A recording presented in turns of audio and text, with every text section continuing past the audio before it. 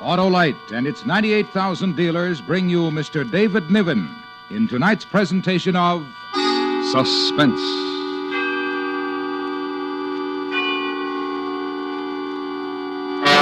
Tonight, Autolite presents a story based on fact. The true report of a man who had everything going for him. But since all his dealings were illegal, it became necessary to move around more frequently than was usual. It's called Grand Theft. Our star, Mr. David Niven.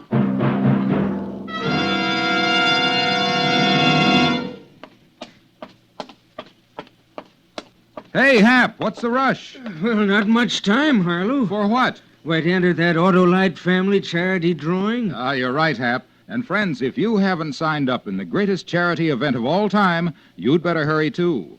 You may make it possible for your own church or hospital... Or your school or club. Or any other recognized local or national charity to share in $100,000 in cash. Tell them how simple it is to enter, Harlow. Why, all you do is sign your name and address on a registration form at any Autolite family car dealer. There's nothing to try or buy, nothing to solve or write. But if you're one of the 25 persons selected, you will name any recognized charity you wish to share in $100,000. So visit any or all of these car showrooms: DeSoto, Hudson, Plymouth, Studebaker, Dodge, Willis, Nash, Packard, Kaiser, or Chrysler. There's not much time left to enter the Autolite family charity drawing, so why not sign up tomorrow?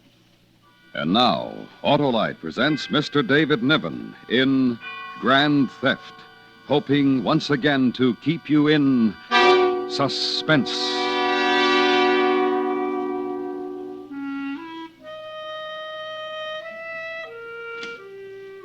Here's how it works.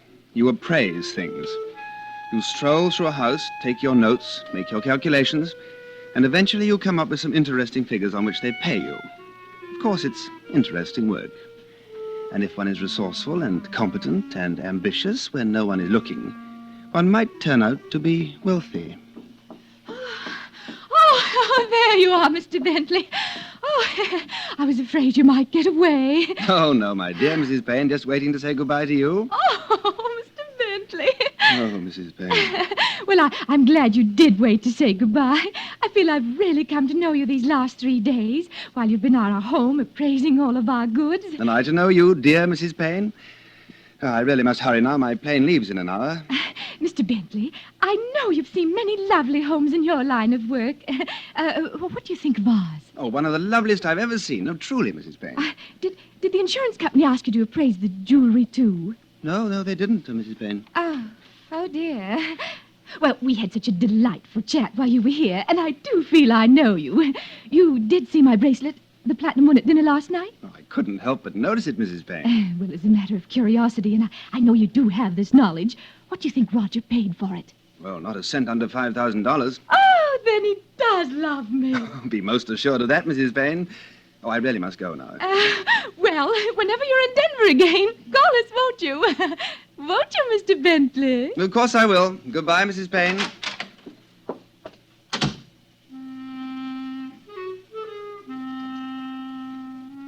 You say goodbye, you take a cab to the airport, get on an airplane, and try to forget her fat face on the way to New York. However, once there, in a little pawn shop you know of on 3rd Street, that face looms before you just for one painful second. Hi, Ben. Hi. Well, what you got this time? Let's see. Platinum, eh? So I understand. What's your price? Give you $1,500 for the thing. Take it or leave it. What? You didn't love her enough. I'll take it.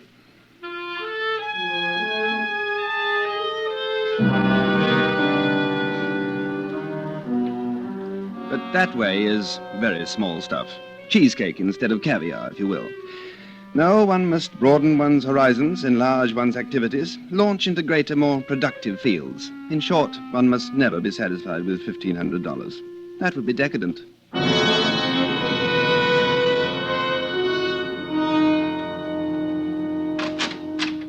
Well, punctual as usual. Oh, I always like to make my little visits on time, Maud. I love you. And how is your dear old grandmother today? Is she comfortable? She's as good as can be expected. When do we get the money? Soon, very soon. Now, don't be impatient.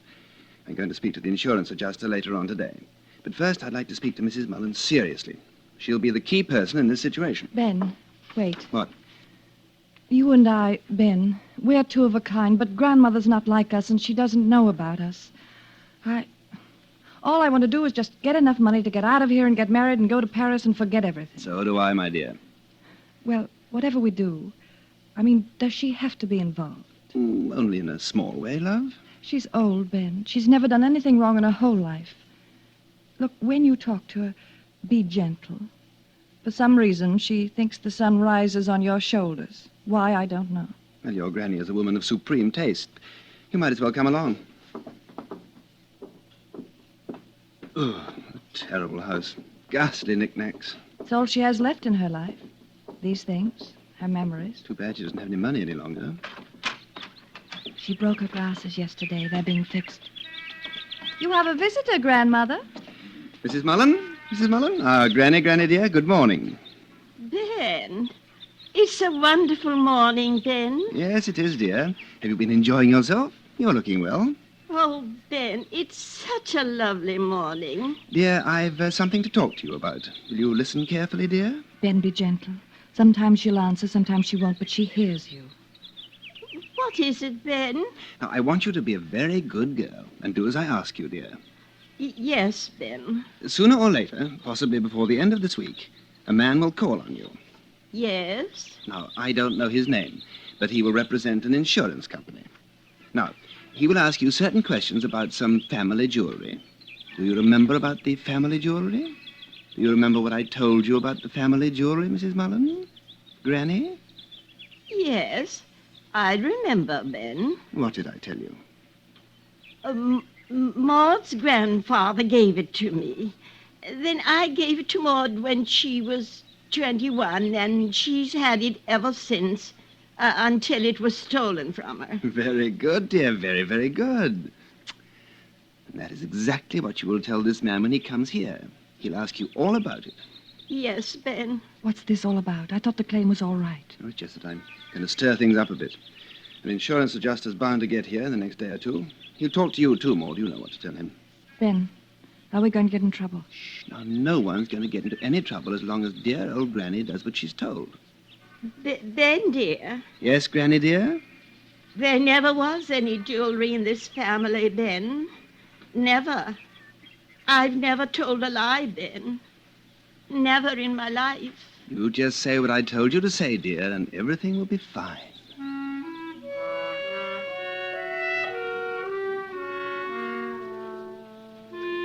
You judge the picture of an old woman who never lied, and you wonder about it.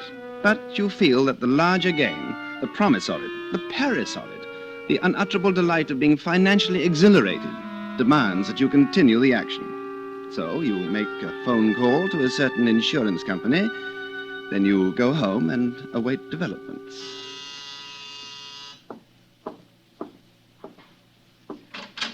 Oh, I believe you called Great Atlantic Underwriters yesterday about a claim. I did. The people who made it asked me to find out what's delaying the matter. I'm from Allied Adjustment Bureau, Mr. Bentley. Great Atlantic turned it over to me. My name's Coombs. I'm happy to know you, Mr. Coombs. Come in. Oh, thank you. I just took a chance and thought I'd drop by this morning. I'd like to ask you some questions about the claim, if I may. Party name of Mullen, Maud Mullen? Yes. Look, I'm just getting ready for an appointment. I don't want to be late. Oh, it'll be all right with me if you want to go on dressing while we're talking, Mr. Bentley. Well, it would be nice to get this settled for Miss Mullen. Yes. Oh, I see you paint. No, I don't paint, Mr. Coombs. Other people paint. I just collect paintings. Oh, The pursuit of art is a natural activity with me. Paintings or any other work that I can put in my home. Anything to remind me that man is creative and not destructive.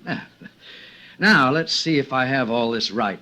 Chalmers Bentley, Bentley, no initial? No. And you're an appraiser, Mr. Bentley? Oh, yes. Mm-hmm. How about now? Are you with anybody now? No. No, different insurance companies call on me at different times to make appraisals. See? No, we're in the same business, Mr. Coombs. Different ends, of course. I appraise fine objets d'art, rare household furnishings, jewelry, and... Well, Mr. Coombs, All of those things upon which the ordinary person would have no idea how to place a price. Does that answer you? Yes. Do you work in New York all the time? Most of the time. But of course I have to travel and sometimes even live away from here, wherever my work takes me. You have any family here? No. What's on your mind? Is there something wrong with the Mullen claim? You reported the burglary for these people 6 weeks ago. You claimed that Maud Mullen was robbed of $18,000 worth of family jewelry, which you had assessed. The claim for the loss was filed 3 days later by you. And it should have been signed, sealed, and paid off by now, don't you think, Mr. Coombs? Well, ordinarily, it would have been paid by now, Mr. Bentley. If I wore a tweed, do you think I could get by without a top coat? Oh, I think so. It's quite warm outside. I get so tired wearing a coat every time I go out, Mr. Coombs, don't you? Excuse me. Now, what's holding up the claim? Several things. First, the burglary they reported. The police found no evidence of a forced entry in that old house of theirs. Well, I know all that. But then I'm not a policeman. I'm not the burglar. And it wasn't my jewelry that was stolen. So I can't very well tell the police where to find the evidence. Now, can I, Mr. Coombs? Well, it's a point to consider, Mr. Bentley. And you did file the claim for them. Oh, just as a favor. You keep mentioning that. There's another point, too. I don't understand why they put a button in the back of some of these shirts. Can you get it for me, Mr. Coombs? Oh, yes, of course. Now, as I understand it, that jewelry had been in the Mullen family some 60 years. But in all that time, it had never been insured. Now, they take out a policy 3 months ago, and just a month after your assessment, the jewelry's stolen. That strike you as something for us to look into, Mr. Bentley? No, not at all. Oh, thank you. Oh, of course. Why didn't they insure it before, Mr. Bentley? No, I don't know. I have no way of knowing. I see. Were you in Denver last month? Yes. Why? Appraised some things in the house of a family named Payne? Payne. Yes, I believe that was their name. Yes. Did you know that 2 days after you left, Mrs. Payne discovered a platinum bracelet missing? No, I didn't know. Well, I know. One of the companies I represent held the policy. Mr. Coombs, this has the flavor of an intimidating conversation. Why do you mention the incident in Denver? It has nothing to do with the claim of the Mullen family? Well, in a way it has, but I won't go into that right now. Oh. Mostly that's why the payment's been held up. We just want to look into it a little more. Mr. Coombs. Yeah? I know you have your little task to perform, and the very nature of your work requires you to suspicion everyone and everything. However, I appraised the jewelry in the Mullen home. I saw something of the circumstances there. They asked me to file the claim for them. When I tell them what you've just told me, perhaps they'll ask me to notify the insurance commissioner. Well, of course you can do that for them, Mr. Bentley. That's what the insurance commissioner's there for. But I'll tell you what they'll be up against. We aren't convinced there was a burglary. And we aren't sure there was ever that much jewelry in the Mullen family. And if there was, and you assessed it, Mr. Bentley, we aren't so sure that something like what happened to Mrs. Payne's platinum bracelet didn't happen to their stuff. Well, that's how it is. Goodbye, Mr. Bentley. Goodbye, Mr. Coombs.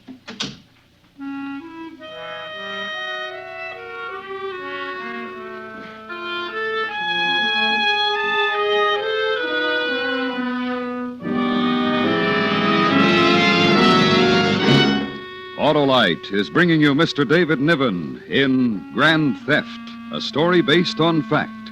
Tonight's presentation in radio's outstanding theater of thrills, Suspense.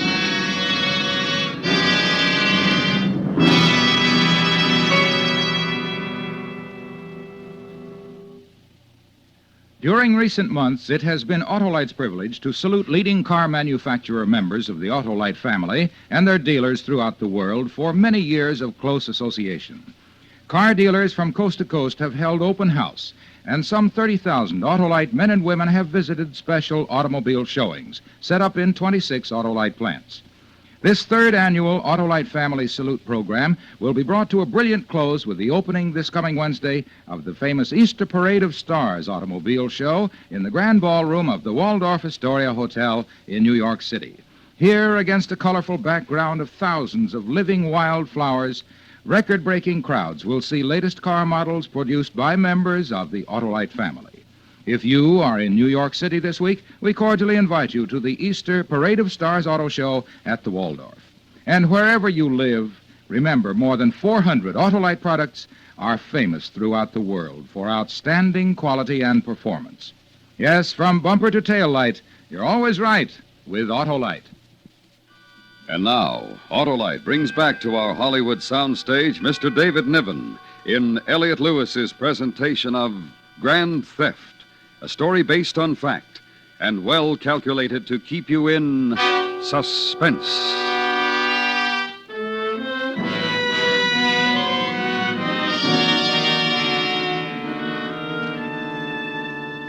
When one's problems become complex, one must rely on experience to carry one through. A suspicious insurance investigator can only operate on single-track theories. A resourceful insurance appraiser is quite aware of these methods and therefore regards them in the proper light. Naturally, one must be practical and bend all efforts to know where one stands. Ben, Well, Maud, I've been waiting for you, Ben. Mr. Coombs was at the house. of course. He was here yesterday afternoon. I tried to call you to tell you about it, but you weren't in. He spent an hour with Grandmother talking to her. What do you ask her? What did she say? I don't know, Ben. You know how she is sometimes. She just won't talk to anybody, no matter what you ask her. Where were you? That's just it. I told him she was ill and might not understand him, but he insisted on talking to her alone. There was nothing I could do. It would have looked bad if I'd...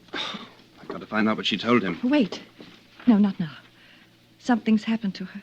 Right after Mr. Coombs left. Some sort of shock. The doctor doesn't know what it is.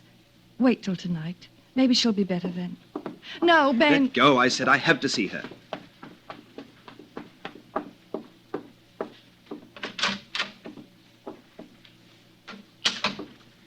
Mrs. Mullen, Granny?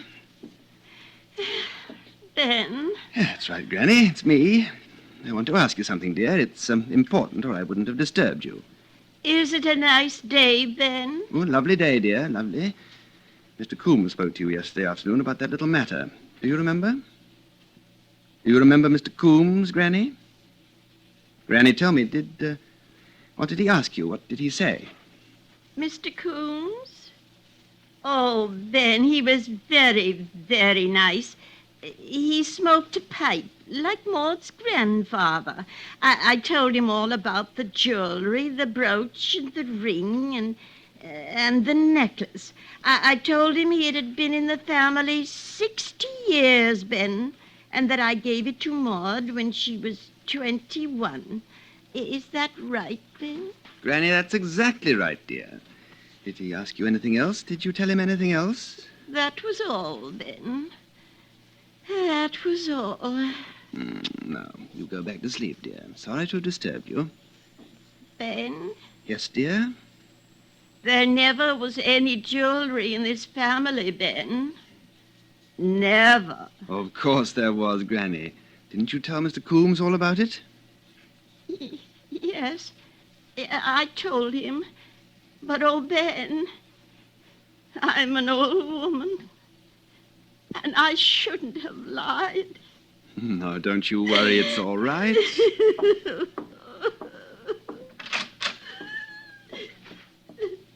Maud, Well, everything's all right. what? I'm telling you, we're in business, Paris and all. Pack your things. Well, wait, Ben. How is she? Your grandmother? Oh, my dear girl. We don't have to worry about her anymore. We'll put her in a nice home. Now, pack and smile. You sure we'll get the money on the claim? I'm going over to get it now.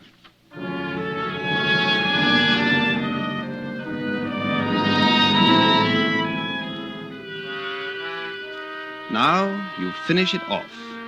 Of course, there never was any jewelry, even though I assessed some. And there never was any theft, even though one was reported. However, there was a claim that in any adjuster's eyes would, on the evidence of it, appear to be absolutely legitimate.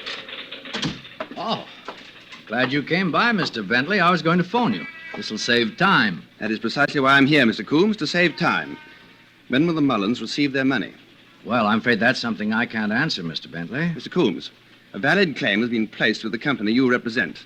And I'm sorry they have so many reservations about honoring it. However, I know something of the workings of insurance companies. I know that you, not the company, are holding it up. That's quite right. Why? I understand that you had the effrontery to call on that poor, sick old lady. Wonderful person. I doubt if many people call on her nowadays. Most of her friends must be dead by now. I'll tell you why I'm here. Miss Mullen asked me to come. She wants her $18,000, Mr. Coombs. The policy was written. The money is owed. Now, where is it? Grandmother made a sworn statement. All checks out there. Oh, you're satisfied then. Mr. Bentley, I want to tell you something. Now, this is off the record, just between you and me. Now, when I was at your apartment the other day, I couldn't help noticing the stuff on the wall. And I just asked around. You know, some of those paintings in your place are worth $2,000 or $3,000. That's a lot of money, even for a man who gets paid as high as you do. Now, what am I leading up to? Well, just this. Not only the Denver thing, but you worked a case in Dayton, Ohio, a year and a half ago. Praised some things for Midwestern indemnity at the home of some people named Vansing. Do you remember Vansing? Now, 2 days after you'd done your work, the Vansings found out that a diamond ring worth $8,500 was missing from their house. Now, see no, here... just let me go on. Similar thing happened in Omaha 3 years ago. Family named Van Cleve reported $6,000 worth of jewelry missing. It happened that you appraised their household goods just a week before. Now, here's one from San Francisco, and there's another one from St. Paul. You see? You talk as though you expected to find stolen jewelry hanging on the walls of my apartment. No, but jewelry can be turned into money to buy paintings, can't it? Oh, none of these things are any of my business. Even those nice paintings hanging in your apartment are none of my business. Have nothing at all to do with these people and their $18,000 claim with us. Now, as you said, Mr. Coombs, all of this has nothing to do with their claim. They want their $18,000, Mr. Coombs. They want it within 24 hours. Do you understand? Well, that's pretty clear, Mr. Bentley. But you can tell them they're going to be disappointed. You see, it's out of my hands. What? I turned the matter over to the Federal District Court. I've asked them to find the insurance company not liable under the policy. But it take weeks for a hearing. Yeah, I'm afraid so. And if the court decides against them, Mr. Bentley, the grand jury will have grounds to indict you for an attempted insurance fraud. Oh, that's a pretty rough thing to beat. But now, if I had a statement from you right now, we might consider withdrawing from the court and letting the entire matter drop. I see. Well, what do you say, Mr. Bentley? Do you want to make that statement and clear all this up? Mr. Coombs, I'm due on Long Island at 2 o'clock, an appraisal job for Eastern States Underwriters. They called me this morning. I'm late now. Mm-hmm. Then you don't want to make the statement. Mr. Coombs, I simply wouldn't know what to say.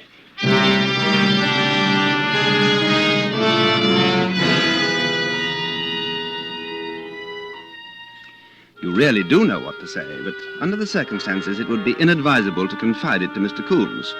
2 words suffice. Get out.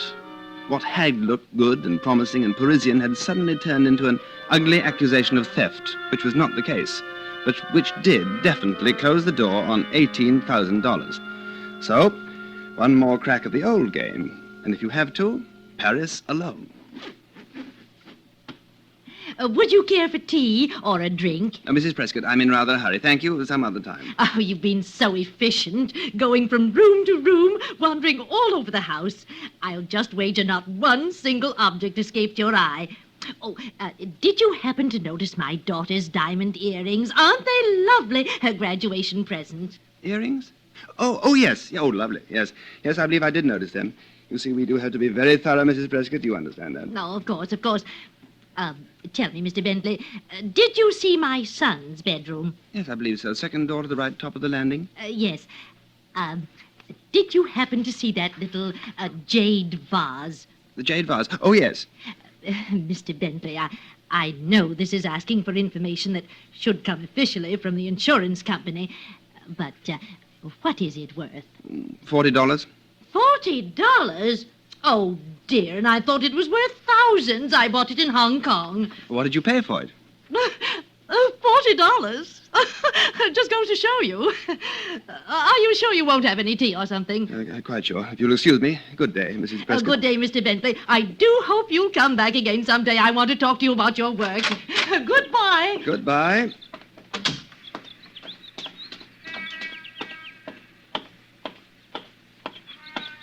Hello? Huh? Mr. Bentley, this is Detective Ivers. Central Division, Mr. Bentley. What is this? Mr. Coombs, have you lost your mind? Your or full something? name, Chalmers Bentley? Well, of course it is. He knows that. I understand your occupation is appraising, that right? It certainly is. Now, I have a Just question. a minute. I'd like to see that briefcase, Mr. Bentley. What? Sorry. I'll put it all back. You're behind this, Coombs. I dread to think what'll happen when I call my attorneys. It's just a little idea, Mr. Bentley. I had to risk it. Nothing in here. Nothing but a day's work, all unassorted, thanks to you. It's all right. Mind standing still? I certainly do. Now take your hands off me. I've got authority to search your person, Mr. Bentley. It'll be done sooner or later. What are you looking for, a gun or something? We have reason to believe you've taken some jewelry from this home. That's why I looked over the briefcase. That's why I have to search you. Empty your pockets. In the hat. Hold still.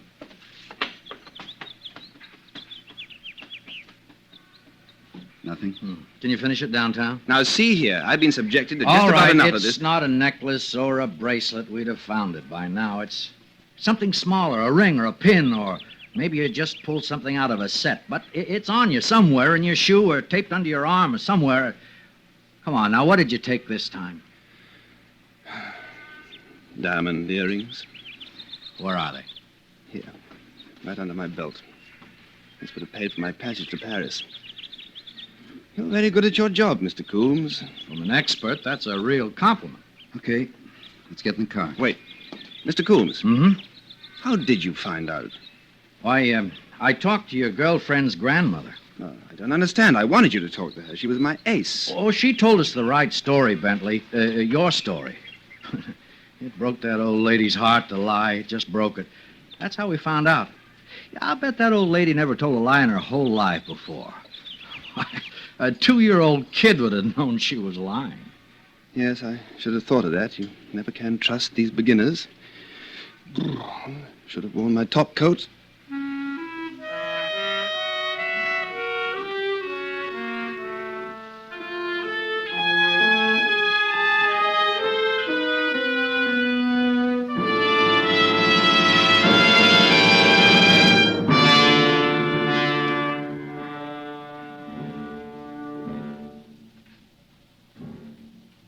Suspense. Presented by Autolite. Tonight's star, Mr. David Niven. Say, Harlow, just who's eligible to enter the Autolite family charity drawing? Anyone and everyone, 18 years or over, Hap. And just what do you have to do, Harlow? Why, Hap, it's as simple as signing your name and address. In fact, that's all you do. Just visit any Autolite family car dealer showroom, sign your name and address to a registration form, and nothing more. There are no sentences to complete, no puzzles to solve, nothing to try or buy. If you're one of the lucky 25 persons selected, you will name any recognized local or national charity you wish to share in $100,000 in cash. It costs nothing to enter. So give your favorite charity this once-in-a-lifetime opportunity to collect thousands. Visit one or all of these car dealers: DeSoto, Hudson, Plymouth, Studebaker, Dodge, Willis, Nash, Packard, Kaiser, or Chrysler. Not much time left, so sign up tomorrow.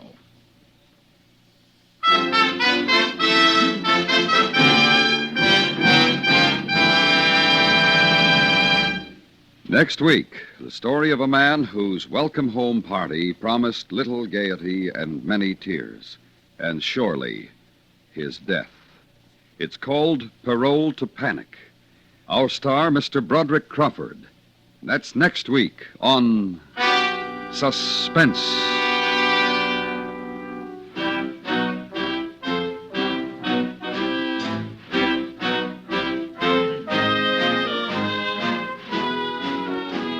Suspense is produced and directed by Elliot Lewis, with music composed by Lucian Morowick and conducted by Lud Gluskin. Grand Theft was written for Suspense by E. Jack Newman. In tonight's story, Mary Jane Croft was heard as Maud, Florence Walcott as grandmother, and Joseph Kearns as Coombs. Featured in the cast were Truda Marson, Paula Winslow, and Vic Perrin. David Niven may soon be seen in The Love Lottery. And remember, next week, Mr. Broderick Crawford in Parole to Panic. This is the CBS Radio Network.